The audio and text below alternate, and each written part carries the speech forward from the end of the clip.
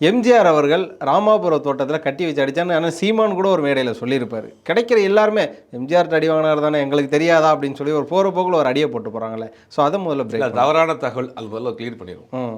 அது அந்த நேரத்தில் லதா ரஜினிகாந்த் இப்போ இருக்காங்களே, லதா ரஜினிகாந்த் வந்து அவங்க ஒரு ஜேர்னலிஸ்ட் பேசிக்காக. சரி, நடிகை லதான்னு ஒருத்தவங்க இருக்காங்க, இப்போயும் இருக்கிறாங்க. ஆமாம், அதை அவங்களுக்குள்ள தொடர்புபடுத்தி பேசி அதனால் ஒரு சர்ச்சையாக கிசுகிசா எழுதப்பட்டதை ஒழிய இவர் கூட்டு வந்து கட்டி வச்சு அடித்தார் அப்படிங்கிற தகவல் வந்து தவறான ஒரு தகவல். அது அப்போ அது உண்மை கிடையாது.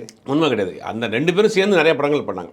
அந்த லதா நடிகை இருக்காங்க இப்போ. ஆமாம் ஆமாம், அவங்க வந்து நிறைய படங்கள் பண்ணாங்க. அவங்க எம்ஜிஆரோட அறிமுகப்படுத்தப்பட்டவர், ரஜினிகாந்தோட தொடர்ந்து நடித்தாங்க. அப்போ 2 பேருக்குள்ள ஒரு கிசுகிசு அப்படின்னு அந்த நேரங்களில் பரப்பப்பட்டு அது எம்ஜிஆருக்கு தெரிய போய் எம்ஜிஆர் வந்து அதை வந்து அங்கே வந்து கூப்பிட்டு கண்டிச்சாரு அடிச்சாருங்கிற மாதிரி ஒரு தகவலை வந்து பரப்பிட்டே இருப்பாங்க. பட் அது இல்லை, 2 பேரும் சேர்ந்ததுனால அப்படி ஒரு தகவல் வெளியில் பரவப்பட்டு அது எம்ஜிஆருடைய கோபத்துக்கு பாலா இருந்தால் ஒரு சூப்பர் ஸ்டாராக இருக்க முடியாது. ஆமாம், ஏன்னா எம்ஜிஆர் வந்து அவ்வளோ பவர்ஃபுல்லாக 15 வருஷம் முதலமைச்சராக இருந்தார். அது தவறான ஒரு தகவல்.